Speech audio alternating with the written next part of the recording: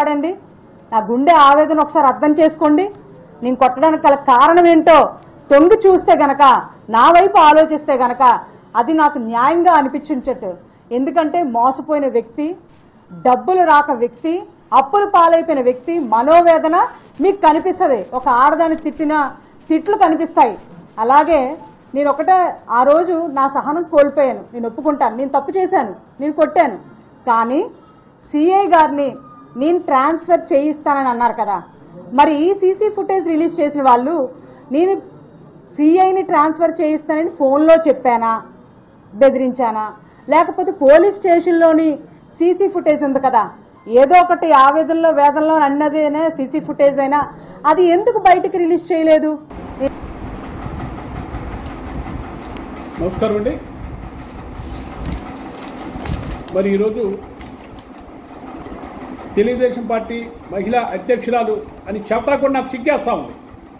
ఇలాంటి వ్యక్తుల తెలుగుదేశం పార్టీలో పదవులు అనుభవిస్తున్న ఇలాంటి వ్యక్తుల అని నాకు చిరాకు పుడతా ఉంది, చేదర పుడతా ఉంది.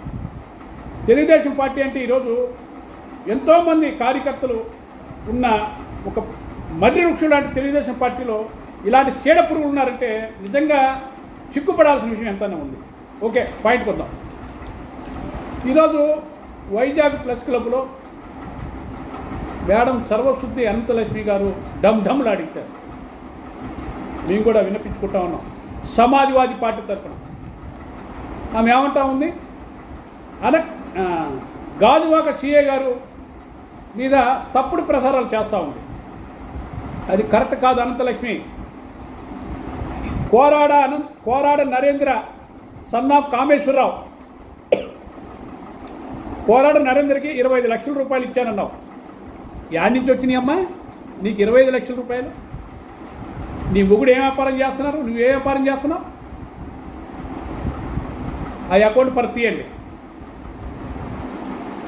కోరాడ నరేంద్ర ఒక కంపెనీ పెట్టి ఆ కంపెనీ ద్వారా ఆర్టీసీ బస్సుల్లో టీవీలు టెండర్లు వేసుకొని దాన్ని చంద్రబాబు గారి దాని చేత ఓపెన్ చేపిస్తాను తెలుసుకున్న నువ్వు నాకు కూడా వాటా ఇవ్వమని అడగలేదా?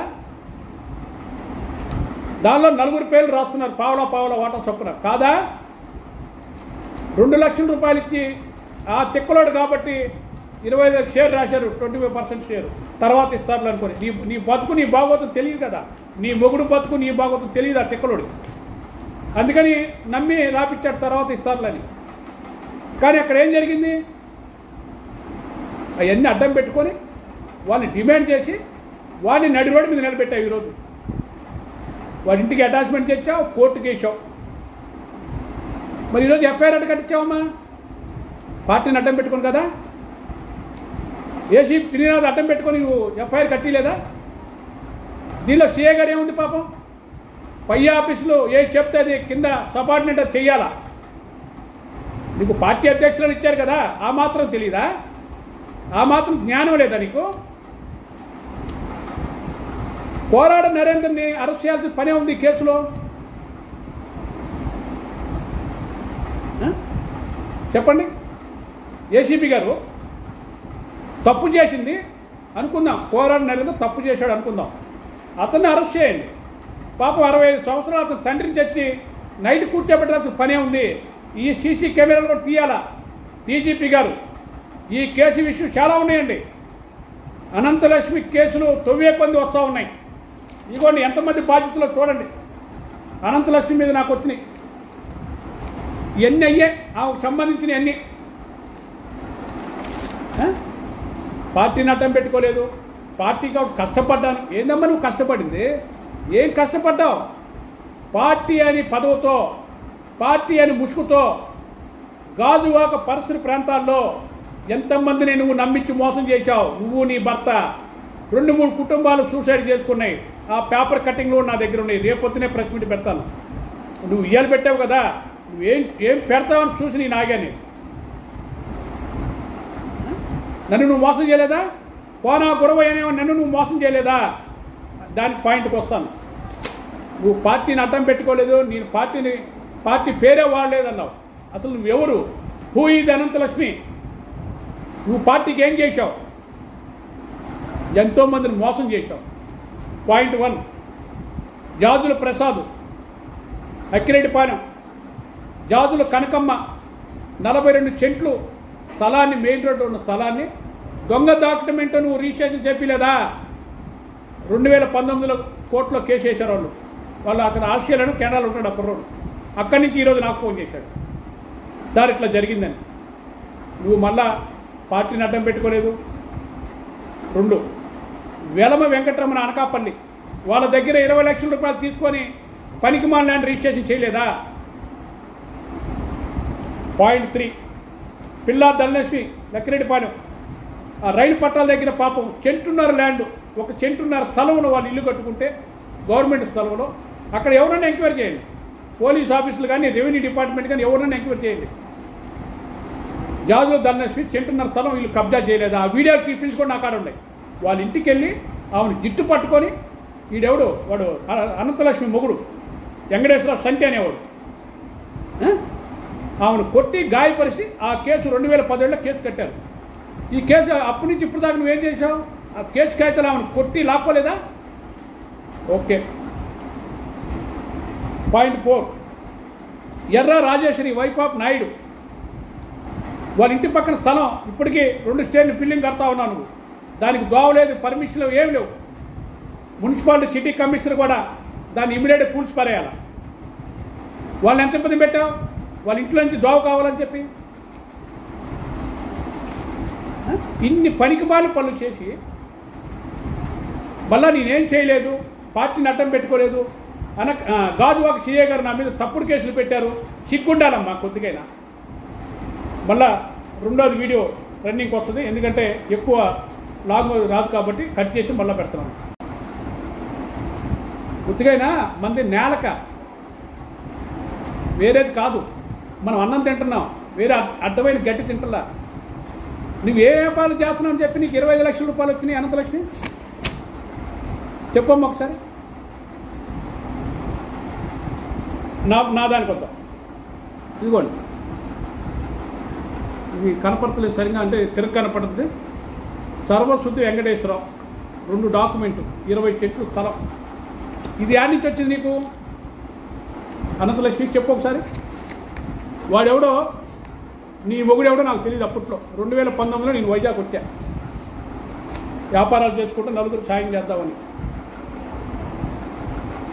సార్ నా ఎమ్మడి తిరిగి నా నెత్తిని చెడగొప్పలు పెట్టావు. నీ బతుకు అప్పుడే అయిపోయింది. 2 లక్షల రూపాయలు చెక్ ఇచ్చావు ల్యాండ్కి. ఏది ఈ పేరు, మీ పేరు పెట్టినందుకు 2 లక్షల రూపాయల చెక్కు రిటర్న్ అయింది. నీ డబ్బులు రూపాయి లేదు మా దగ్గర. ఈ ల్యాండ్ శ్రీకాకుళం జిల్లా శ్రీకూరం గ్రామంలో నేను కొన్నాను. 58 సెంట్లు గ్రామ కంట ల్యాండ్ కొన్నాం. అది ఒక పేరు కాదని చెప్పి నువ్వు నీ మొగుడు కుట్ర కుతంత్రాలు చేసి రిజిస్టర్ పేరు నేను చెప్పను, ఎందుకంటే ఆయన ప్రాబ్లం ఉన్నాడు పాపం.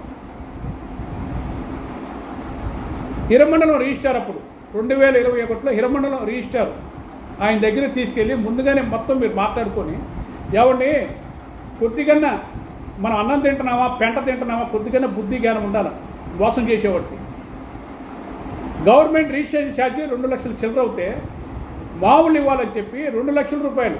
ఇందులో తప్పే ఉందండి. ఈ డాక్యుమెంట్లో నేను కొన్న 58 సెంట్లు ల్యాండ్లో తప్పే ఉంది. గ్రామ కంట్రోల్ ల్యాండ్ తక్కువకి వచ్చింది, కొనుక్కున్నా. 58 సెంట్లు ఒక పేరు కాదని చెప్పి కథ ప్రకారం మొగుడు పిల్లలు కుట్రంత్రాలు చేసి 5 పేర్లు పెట్టాలని చెప్పి తన మొగుడి పేరుతో నాకు తెలియకుండా 20 సెంట్లు డాక్యుమెంట్ తయారు చేసుకొని నాకు టెన్షన్, మళ్ళీ 2వ ఏడాలని 5 రూపాయలు పెట్టాం. రిజిస్ట్రేషన్ అయిపోయింది.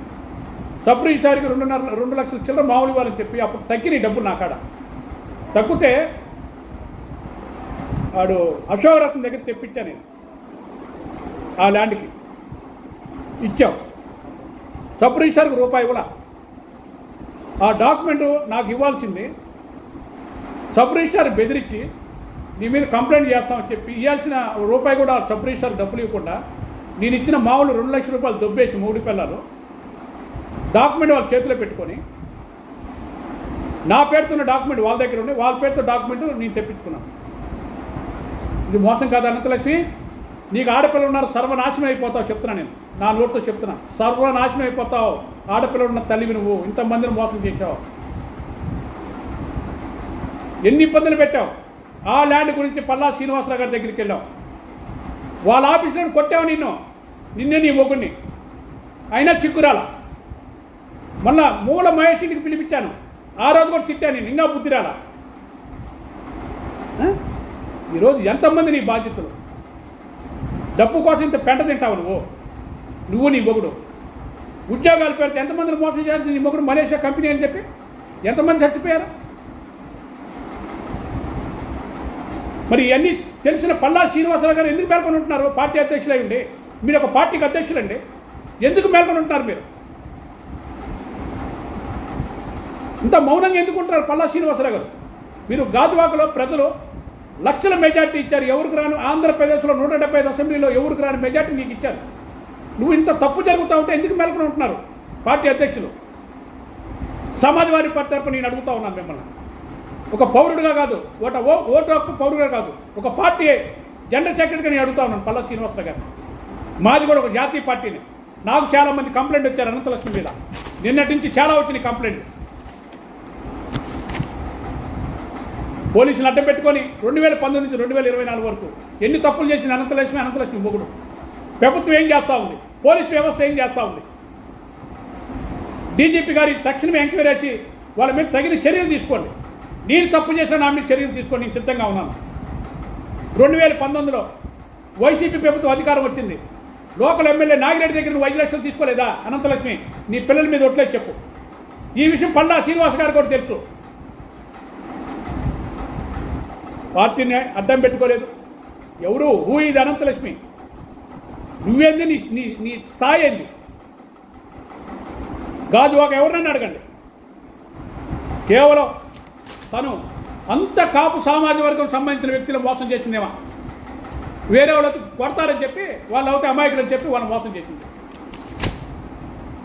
ఇప్పటికైనా రాష్ట్ర ముఖ్యమంత్రి చంద్రబాబు నాయుడు గారు ఈ విషయంలో స్పందించి ఇలాంటి వ్యక్తులకి మీరేం శిక్ష చేస్తారో మీరే తెలుసుకోవాల్సిన విషయం ఎంతనో ఉంది. ఎందుకంటే కూటమి ప్రభుత్వం అధికారంలో ఉంది. ఈరోజు మిమ్మల్ని ప్రశ్నించే వాళ్ళు ఎవరు లేరు, ఏ పార్టీ కూడా లేరు. ఎందుకంటే జనసేన, బీజేపీ, టీడీపీ ఒకటి అయిపోయింది కాబట్టి ఎన్ని తప్పులు చేసినా కూడా అడిగేవాళ్ళు ఎవరు లేరు కూటమి ప్రభుత్వం. కానీ నేనున్నాను. సమాజ్వాదీ పార్టీ మాకు ఒక పదవి ఇచ్చింది, ప్రజలు కాపాడాల్సిన బాధ్యత మా మీద కూడా ఉంది. కాబట్టి ఏ తప్పు చేసినా సరే మేము ఎత్తి చూపించడానికి సిద్ధంగా ఉన్నాం. మీరు వాళ్ళ మీద ఏ నిర్ణయం తీసుకుంటారో తొందరగా నిర్ణయం తీసుకొని ఇలాంటి తప్పుడు మనుషులకు బుద్ధి చెప్పవలసిందిగా రాష్ట్ర ముఖ్యమంత్రి నారా చంద్రబాబు నాయుడు గారిని, లోకేష్ గారిని మేము కోరుతా ఉన్నాం. Thank you.